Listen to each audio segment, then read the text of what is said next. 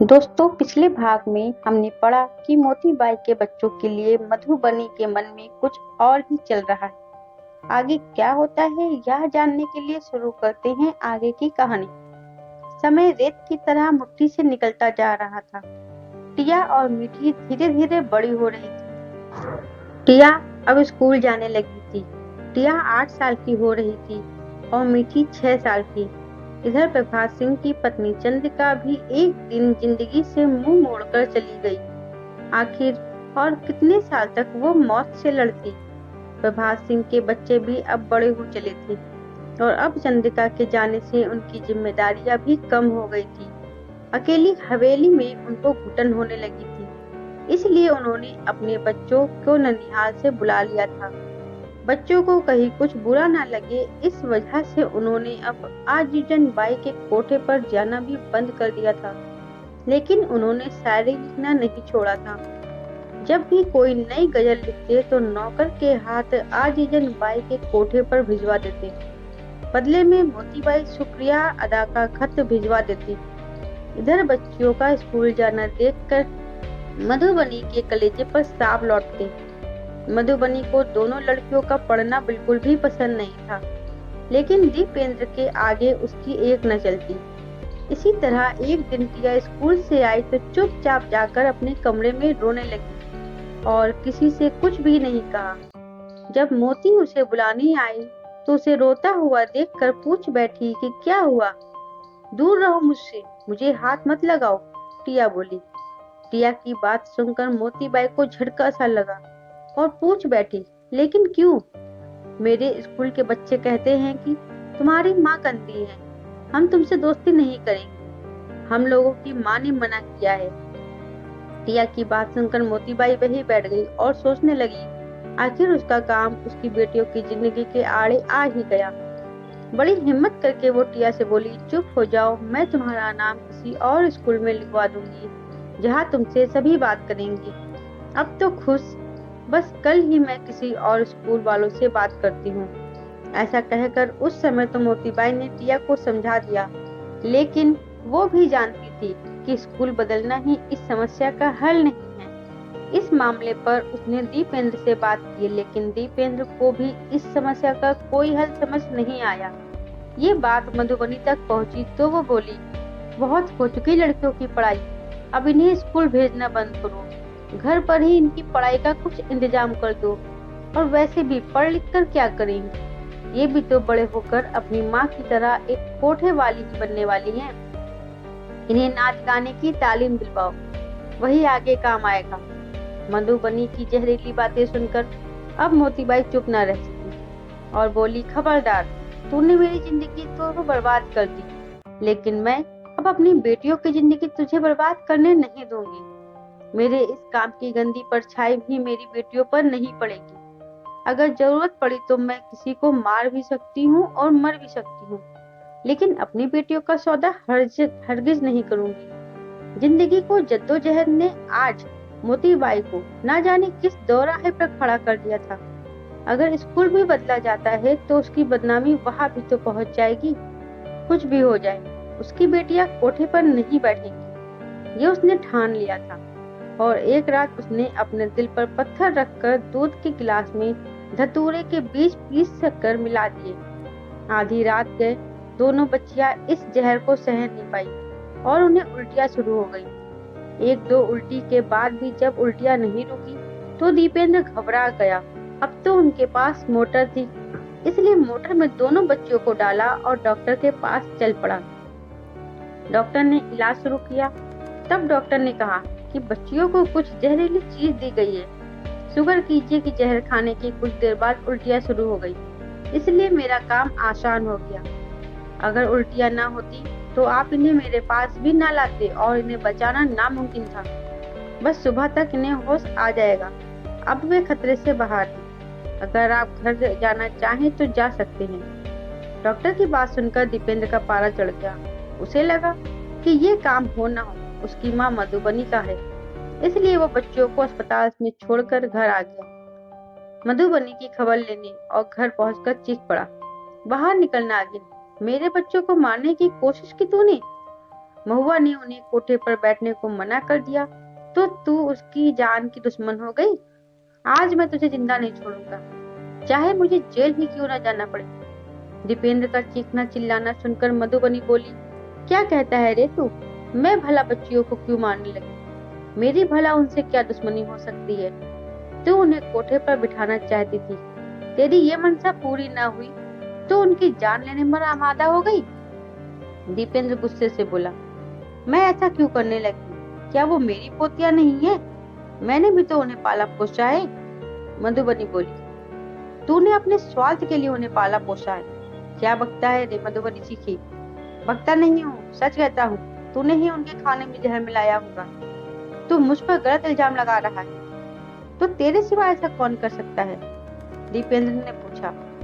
पीछे से आवाज आई, ये मैंने किया है। वो महुआ थी। महुआ तुम भला ऐसे कैसे कर सकती हो? तुम तो उनकी माँ हो, तुमने उन्हें जन्म दिया है। दीपेंद्र ने पूछा।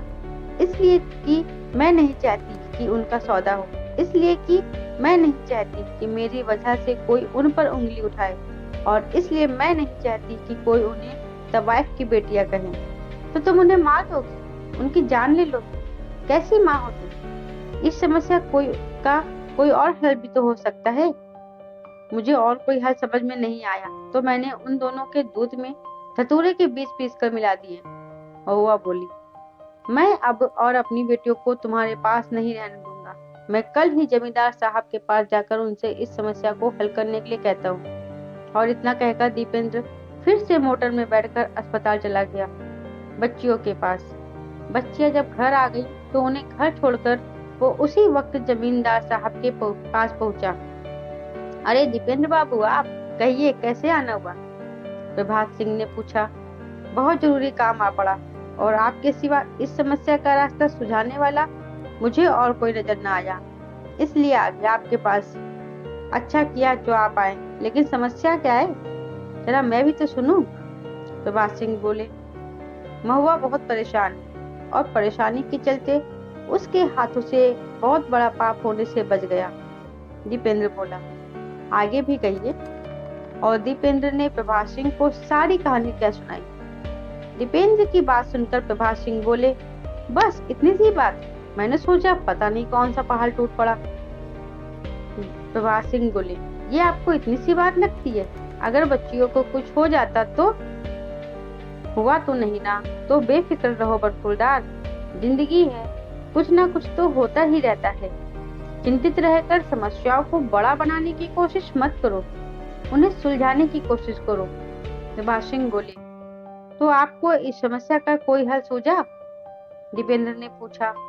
एक ही हल है मियाँ, और वो है जुदाई। प्रभात सिंह बोले, मतलब क्या है आपका? दीपेंद्र बोला, ऐसा करो, बच्चियों को किसी महफूज जगह रखवा दो।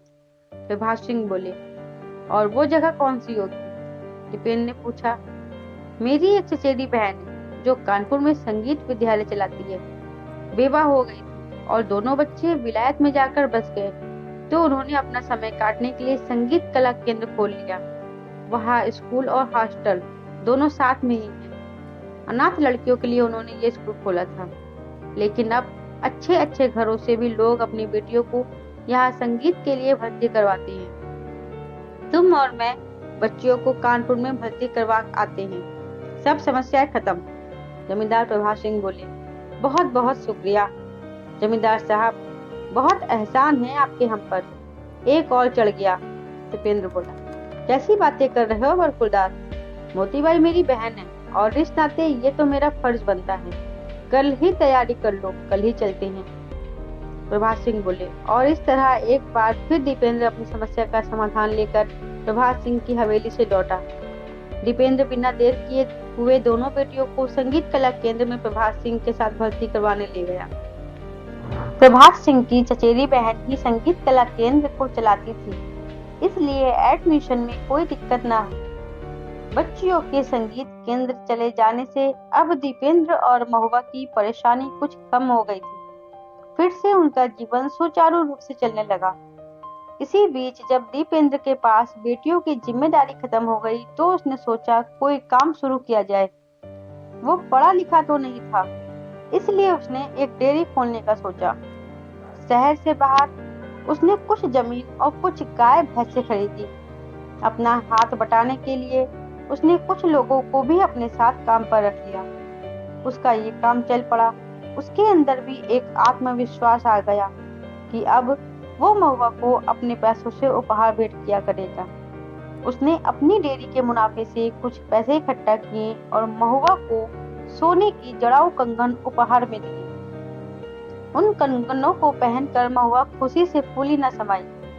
आखिर वो उसके पति की कमाई के कंगन थे। महुआ के मन में एक और बोझ जैसे उतर गया था। उसने सोचा देर से ही सही कम से कम उसके जीवन में कुछ तो खुशियां लौटी। अब जब भी महुआ का मन अपनी बेटियों से मिलने का करता तो वो खुद ही कानपुर जाकर उनसे मिलाती, लेकिन बेटियों को उसने अपने पास बुलाना बिल्कुल छोड़ दिया था। बच्चियों को भी वहाँ मन लग गया था। वो वहाँ ठीक से पढ़ रही थी और साथ साथ संगीत भी सीख रही थी। इसी बीच महुआ की जिंदगी में फिर से एक नन्हे मेहमान का आगमन हुआ। महुआ बहुत डर रही थी कि इस बार लड़की ना हो तो ही अच्छा है, क्योंकि दो बेटियों को वो बड़ी मुश्किल से सही जगह पहुंचा पाई थी।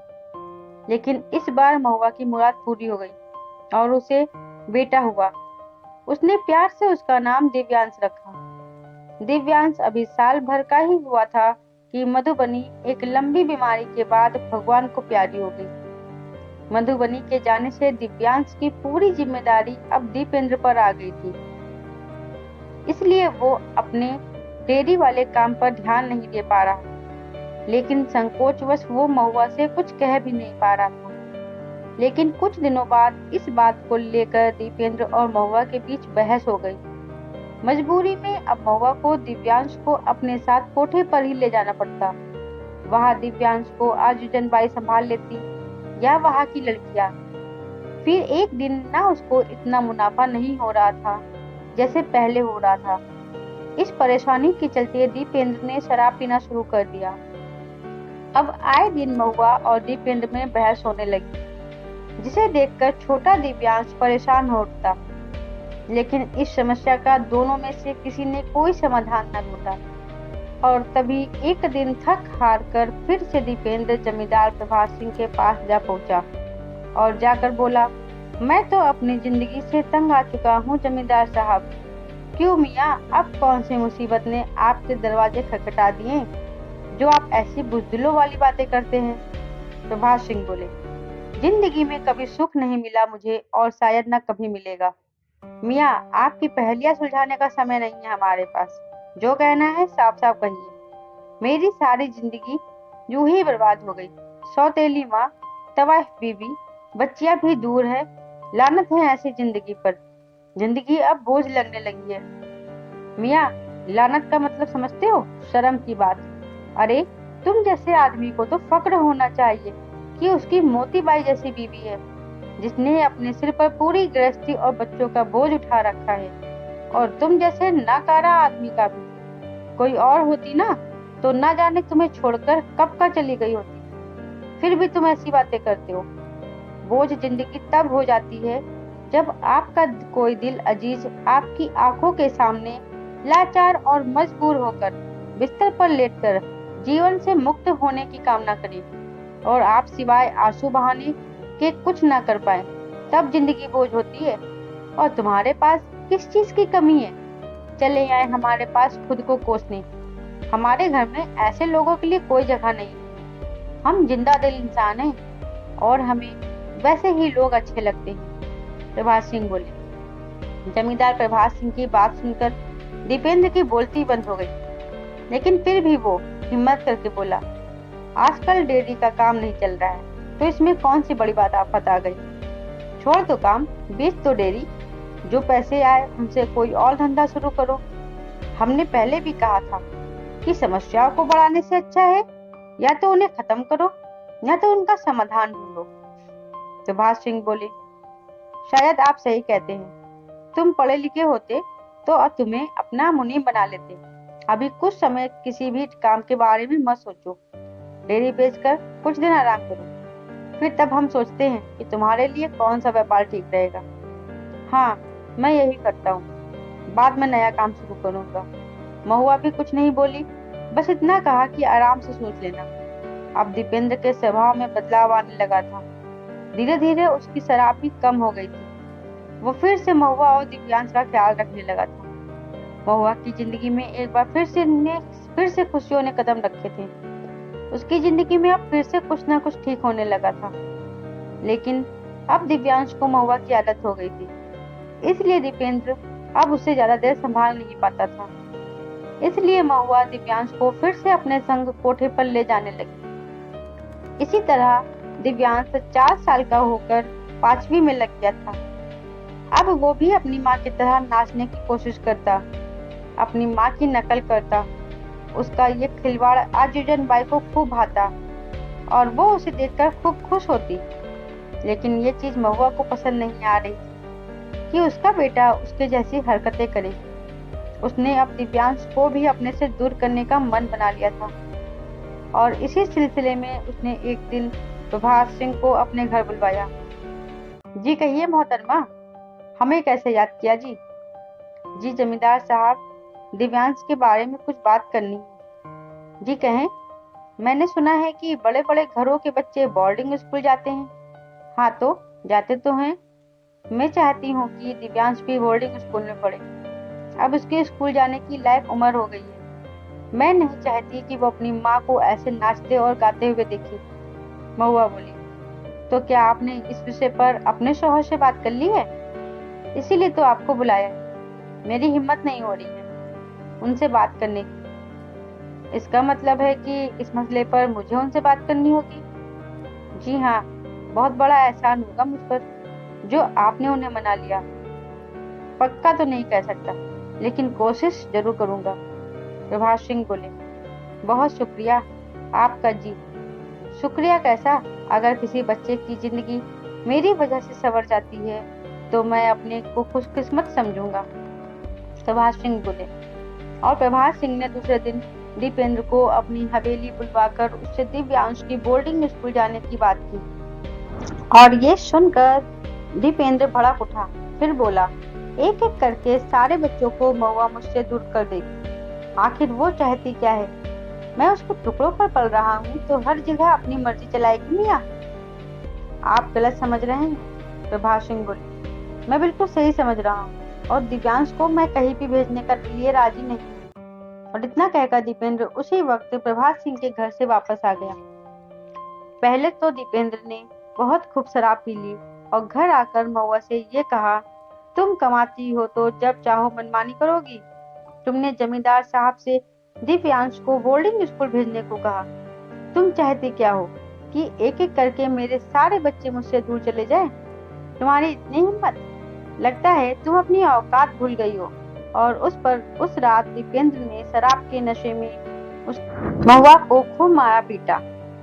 वो जानती थी कि वो उसकी बात नहीं समझेगा और वो चुपचाप मार खाती रही। सुबह हुई और दिव्यांश महुआ के पास आकर माँ माँ चिल्लाने लगा, लेकिन महुआ ने कोई जवाब ना दिया।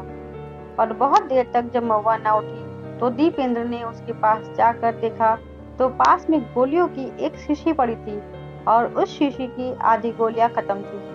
शायद वो नींद की गोलियां थी और रात महुआ ने गुस्से में वो गोलियां खा ली थी। दीपेंद्र को हालत समझते देर न लगी और वो फौरन महुआ को डॉक्टर के पास ले गया। बड़ी मुश्किलों से डॉक्टर ने महुआ को बचा पाया। होश में आते ही महुआ ने दीपेंद्र से कहा कि मुझे क्यों बचाया? मैं तुम्हारे बिन क्या करता महुआ? तुमने कुछ भी नहीं सोचा? बच्चों का मुंह तो निहारा होता। इन्हें किसके भरोसे छोड़कर जाने वाली थी तुम? दीपेंद्र ने महुआ से पूछा। मैं अब थक चुकी हूँ जिंदगी से संघर्ष करते करते। जिंदगी के हर मोड़ पर मैंने केवल संघर्ष ही तो किया है। नहीं चाहती मैं जीना। मेरी गलती क्या थी जो कल रात तुमने मुझ पर हाथ उठाया? मैं तो सिर्फ ये चाहती थी ना कि मेरा बच्चा अपनी माँ को कोठे पर नाचते हुए ना देखे। इसलिए मैंने उसे बोर्डिंग स्कूल भेजने को सोचा, लेकिन तुमने तो दिल का तार बना दिया। महुआ बोली। मुझसे बहुत बड़ी गलती हो गई महुआ, मुझे माफ कर दो। दिव्यांश को अपने से दूर जाने के ख्याल ने मुझे डरा दिया था। मैं कुछ करता नहीं हूँ तो ये बात भी मुझे खाई जाती है और इन सब का तनाव मैंने तुम्हारे ऊपर निकाला। अब आगे से ऐसा कुछ नहीं होगा। तुम जो चाहती हो अब से मैं वही करूंगा, लेकिन मुझसे कभी भी दूर जाने की बात मत करना, दीपेंद्र बोला।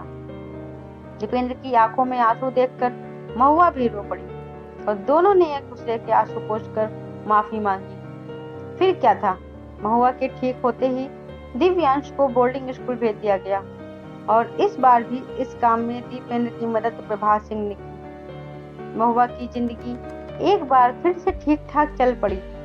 दोनों पति पत्नी अब एक दूसरे का ख्याल रखती और दोनों नया व्यापार डालने के विषय में भी सोच रहे थे, लेकिन क्या करें ये समझ में नहीं आ रहा था। तभी एक दिन दीपेंद्र ने कहा, महुआ क्यों ना कुछ खेत खरीदे और सब्जियां उगाने का काम शुरू करें। तुम्हारा सुझाव तो अच्छा है, लेकिन इसमें मेहनत बहुत है और तुम्हारी अब वो उम्र तो रही नहीं। महुआ बोली, तुम क्या मुझे बूढ़ा समझती हो? उपेंद्र बोला, तुम मुझसे उम्र में बड़े भी तो हो। महुआ बोली, वो तो ठीक है, लेकिन कुछ मजदूर भी लगवा लेंगे। ठीक है, मैं सोचकर बताती हूँ, महुआ बोली।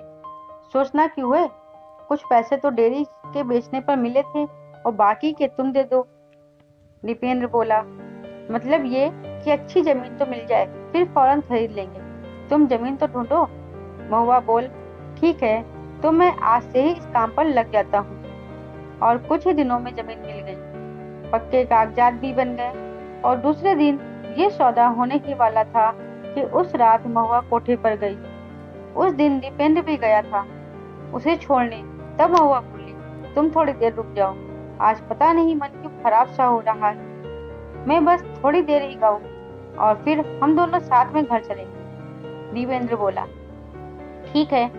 और उस रात वो हुआ जिसकी किसी ने कल्पना भी नहीं की थी। मोतीबाई अपनी कोई ठुमरी गा रही थी और उस बीच कुछ न कुछ नाच लेती थी। उसकी अदाएं देखकर एक जमींदार ने मोतीबाई का हाथ पकड़ लिया और उसके संग बदतमीजी करनी चाहिए। ये देखकर आजुजन बाई बोल उठी, हुजूर ये क्या कर रही हैं? इन सब की हमारे कोठे पर मनाही है, तो कौन सा हम मुफ्त में मांग रहे हैं, इसकी हम कीमत चुकाएंगे।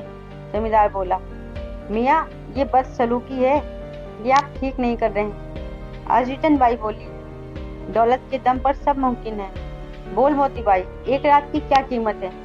जमींदार ने पूछा। क्या मोतीबाई को जमींदार खरीद पाएंगे? क्या मोतीबाई खुद को बचा पाएगी? ये जानेंगे कहानी के अगले भाग में।